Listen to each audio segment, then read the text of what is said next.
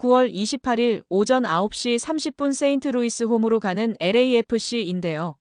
손흥민 선수의 맹활약에 팬들과 현지 매체들의 관심도 더욱 높아지고 있습니다. LAFC는 최근 공격력이 살아나 있는 편이라 전방에서의 연계와 전환 속도가 초반 분위기를 좌우할 가능성이 큽니다.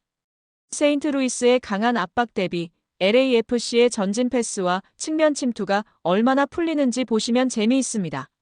세인트루이스는 세트피스에서 실리 있는 득점을 노리는 팀이라 LAFC 수비의 집중력이 포인트예요. 현지 매체에서는 손흥민 하프스페이스에서의 연계와 패스 선택이 결정적이라며 좌측으로 벌려받았다가 안쪽으로 접어들며 라스트 패스, 컷백을 만들어줄 가능성이 클 것으로 예상하고 있습니다. 또한 부안가를 득점왕으로 만들어줄 것이라는 기대감이 높은데요.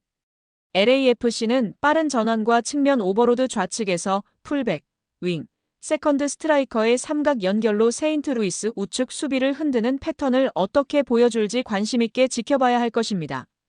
또한 상대가 세트피스 1차 클리어에 강한 편이라 박스 외곽에서의 리사이클 슈팅 준비 중요할 것으로 평가받고 있습니다. 세인트루이스는 일선 압박을 넘기는 다이렉트 패스와 세컨드볼 회수가 장점인데요. LAFC 중원 간격이 벌어지면 바로 찔러 올 것을 대비해야 할 것입니다. 또한 코너 프리킥에서 근거리 러닝 점프 타이밍이 좋다는 평가를 받고 있어 니어포스트 페이크 이후 파 사수에 주의가 필요합니다. 세인트루이스 시티 SC의 브래들리 카넬 감독은 강도 높은 전방 압박과 직선적인 전환 플레이로 팀 아이덴티티를 확립한 지도자입니다. 뉴욕 레드불스 코치 감독 대행 경험을 바탕으로 창단 초반부터 조직적 압박, 세컨드볼 회수, 세트피스 효율로 성과를 끌어올렸고 하이라인 운영과 빠른 역습 대응을 통해 경기 템포를 주도하는 데 강점을 보입니다. 다만 라인 뒤 공간 관리와 블록을 내린 상대를 상대로 한 점유 해법은 꾸준히 보완 중입니다. 손흥민 효과가 다시 폭발했습니다. 유니폼은 품절, 티켓은 폭등인데요. 세인트루이스 시티 대 LAFC전을 앞두고 또다시 티켓 대란 안표 기승 등 품귀 현상이 일어나고 있습니다. 등번호 7번 손흥민 유니폼은 출시 직후 매진 사례가 이어졌고 재입고 알림 대기열이 길어졌습니다. 샌디에이고전에서는 프리미엄 뷰 좌석이 $5,265까지 치솟는 등 원정 빅매치에서 가격 스파이크가 반복되고 있습니다. 세인트루이스전 역시 같은 압력이 작동 중입니다. 왜 비싸지는 걸까요? 손흥민이 뛰는 경기의 기대치가 수요를 직접 자극하고 있습니다. 라운지 하프라인 근접 좌석은 평균의 2에서 300까지 상승했고 피치사이드는 경기 임박 날짜까지 가장 가파르게 오르는 좌석입니다. 상층이나 코너 부분 또한 초반엔 가격이 버티다가 라인업 이슈에 연동되어 급등하곤 했는데요. 이번 시즌은 손흥민이라는 월드클래스를 직접 눈앞에서 볼 수 있으며 최근 해트트릭과 공격 포인트가 계속 나오고 있어 더욱 수요가 폭발하고 있는 것입니다. 현재까지 $120의 가장 저렴한 좌석부터 메인 사이드 및 하층은 $220입니다. 클럽 라운지, 프리미엄석은 $350부터 $700를 예상하고 있습니다. 한화로는 17만원, 30만원, 98만원 선입니다. 피치사이드 최상위 좌석은 상황 $1,000 이상 약 140만원부터 시작할 것이라는 예상이 지배적인 상황입니다. 가격 점프는 경기 일주일 전부터 3일을 앞두고 경기 당일 새벽까지 가격이 뛰었는데요. 이번 경기는 이미 조기 매진이 예상되고 있는 상황입니다. 현지 언론과 팬들은 이제 티켓 가격 폭등에 대해 납득을 하고 있다고 하는데요. 이미 증명해버린 손흥민 때문입니다. 이것이 손흥민 효과입니다. 여기에 세인트루이스가 원칙을 흔듭니다. 전용 축구장 경험을 외치던 그들이 손흥민 효과 앞에서 대형 경기장 대관을 검토합니다. 왜 지금일까요? 오늘은 시티파크의 철학과 손흥민이라는 변수, 그리고 도시가 움직이는 순간을 짚습니다. 세인트루이스의 핵심 가치는 단 하나, 다운타운 전용 축구장 경험. 작은 거리, 큰 몰입, 22,000의 밀도. 이게 그들의 브랜드였습니다. 하지만 이번 상대는 LAFC, 그리고 손흥민. 기대와 수요가 동시에 폭발합니다. 유니폼은 동났고 티켓은 이미 가파르게 오르는 중. 구단의 계산기도 빨라집니다. 브랜드의 순도냐? 도시 단위의 기회냐? 시티파크의 친밀한 경험을 지킬 것인가? 아니면 단 한 경기라도 더 많은 팬을 수용해 도시 전체의 스케일을 키울 것인가? 손흥민이 가져오는 수요 곡선은 이 질문을 현실로 끌어올립니다. 현재 세인트루이스는 대형 경기장 대여를 검토하고 있다고 하는데요. 좌석수는 곱절되고 시야와 동선은 재설계. 잔디 규격부터 카메라 포인트, 서포터즈 배치, 음향 리버브까지 전부 다시 그려야 한다는 난관에 부딪혀 현실화될지는 미지수입니다. 그럼에도 이렇게 검토하고 있는 이유는 더 많은 팬이 입장하고 더 큰 함성이 만들어지기 때문인데요. 바로 손흥민 선수의 등장입니다. 이미 지난 솔트레이크 원정 사례에서도 입증이 되었기 때문에 세인트루이스도 이를 검토하고 있는 것입니다. 작은 구장의 밀도는 이야기의 온도를 높입니다. 큰 구장의 스케일은 더 많은 목소리를 하나로 묶습니다. 이번 선택은 세인트루이스가 목소리의 크기를 택할지 온도의 농도를 택할지의 문제입니다. 전용 구장의 충성 팬에게는 익숙한 자리, 익숙한 시야가 곧 기억입니다. 대형 경기장의 새 손님에게는 첫 경험이 곧 연결의 문이 됩니다. 구단은 두세 개를 동시에 설득해야 합니다. 만석의 파도, 확대된 동선, 경기 전후의 거리. 대형 구장은 경기장을 넘어 도시를 무대로 만듭니다. 손흥민의 한 골이 스코어보드를 넘어 지역 경제의 레이더를 울립니다. 카넬은 규율을, 체룬돌로는 속도를 말합니다. 오늘만큼은 두 사람의 축구가 두 도시의 선택과 겹쳐집니다. 철학과 기회가 90분 위에서 충돌합니다. 시티파크의 신념은 여전합니다. 그러나 슈퍼스타가 도시를 방문하면 가끔은 문턱을 낮추고 문을 넓혀야 합니다. 세인트루이스가 대형 경기장 대관을 검토하는 이유, 단순합니다. 이 밤은 한 팀의 홈경기가 아니라 손흥민이라는 월드스타를 초청하는 한 도시의 축제이기 때문입니다. 앞서 말씀드린 것처럼 세인트루이스 시티 SC 홈 구장 시티파크는 약 22,500석인데요.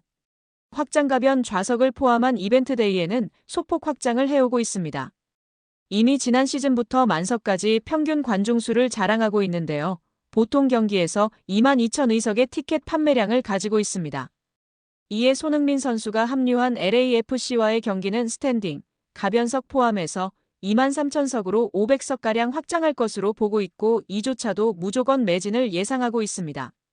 오히려 한정된 좌석수다 보니 안표 대란을 걱정하고 있는 형국입니다. 손흥민 선수는 단순히 MLS로 이적한 유럽 스타가 아닙니다.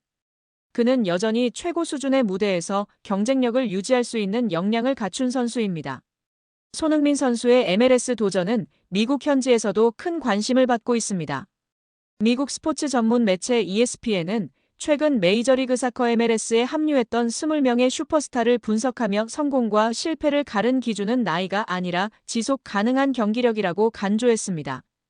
ESPN은 데이비드 베컴 선수를 시작으로 티에리 앙리, 웨인 루니, 질라탄 이브라히모비치, 리오넬 메시 등 한 시대를 풍미했던 선수들의 MLS 도전기를 집중 조명했습니다.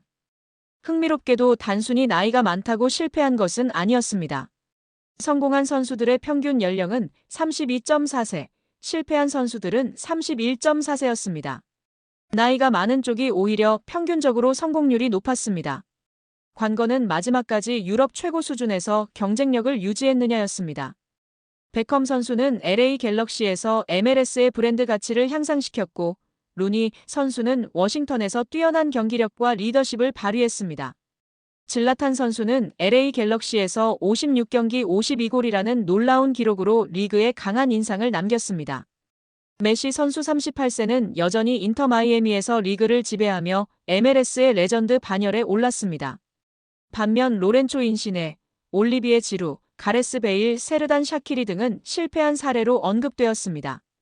이들은 이름값에 비해 유럽 무대 마지막 시즌부터 기량 하락세가 뚜렷했고 MLS에서도 존재감을 보여주지 못했습니다. ESPN은 MLS는 은퇴 무대가 아니다라면서도 여전히 많은 스타들이 선수 경력을 마무리하는 곳인 것은 사실이라고 지적했습니다. 다만 중요한 것은 이름값이 아니라 현재 경기력이라고 강조했습니다. 2025년 여름 MLS로 이적한 스타 선수들의 미래에 대한 관심이 높아지고 있습니다. ESPN은 손흥민 선수와 토마스 밀러 선수를 비교하며 손흥민 선수의 높은 가능성을 제시했습니다. 손흥민 선수는 2024년도 시즌 토트넘에서 60% 이상의 출전 시간을 기록했고 시장 가치 또한 2천만 유로 이상으로 평가받았습니다. 이는 손흥민 선수가 여전히 유럽 최고 수준의 무대에서 경쟁력을 갖춘 선수임을 객관적으로 증명하는 지표입니다. 반면 밀러 선수는 바이에른 뮌헨에서의 출전 비율이 40%로 감소했고 시장 가치 또한 600만 유로까지 하락했습니다. ESPN은 밀러 선수는 과거의 명성에 가까운 반면 손흥민 선수는 프리미어리그에서도 통할 만한 경쟁력을 유지한 채 MLS로 이적했다고 평가했습니다. MLS의 성공적인 선수들은 공통적으로 유럽 무대에서 마지막 시즌까지 주전으로 활약했습니다. 손흥민 선수는 이러한 조건을 충족하는 대표적인 사례입니다. 베컴 선수는 MLS의 상업적 가치를 높였고 루니 선수와 질라탄 선수는 리그의 전술적, 실력적 수준을 향상시켰습니다. 메시 선수가 MLS를 세계적인 리그로 끌어올린 상황에서 손흥민 선수는 아시아 최초의 진정한 MLS 슈퍼스타로서 새로운 가치를 창출할 수 있는 인물로 평가받고 있습니다. ESPN은 손흥민 선수가 한국이나 아시아 시장에 국한되지 않고 이미 프리미어리그에서 검증된 스타이자 글로벌 브랜드 파워를 갖춘 선수라고 분석했습니다. 따라서 MLS의 손흥민 선수를 통해 얻을 수 있는 효과는 단순한 경기력 이상의 의미를 지닌다고 전망했습니다. LAFC는 최근 가레스 베일, 조르지오 키엘리니, 올리비에 지루 등 여러 스타 선수들을 영입했지만 대부분 짧은 활약에 그쳤습니다. 그러나 이번 손흥민 선수 영입은 다릅니다. 손흥민 선수는 여전히 최고 수준의 경기력을 보장하는 스타이며 전 세계 팬들의 관심을 LAFC와 MLS로 끌어올 수 있는 잠재력을 가지고 있습니다. LAFC는 이미 손흥민 선수를 중심으로 한 마케팅 전략을 본격적으로 추진하고 있습니다. 한국과 아시아 팬층은 물론 프리미어리그 시절부터 손흥민 선수를 응원해온 전 세계 팬들의 시선이 LAFC와 MLS로 집중되고 있습니다. MLS 전문가들은 손흥민 선수가 루니 선수나 질라탄 선수처럼 MLS 무대에서도 위협적인 공격력을 보여준다면 아시아 출신 최초의 MLS 레전드로 기록될 가능성이 높다고 분석했습니다. 결국 모든 것은 경기장에서 증명되어야 합니다. ESPN은 MLS에서 성공하는 선수는 이름값이 아니라 마지막까지 유지하는 기량으로 증명된 선수라고 강조했습니다. 손흥민 선수는 이미 이러한 조건을 충족하고 있습니다.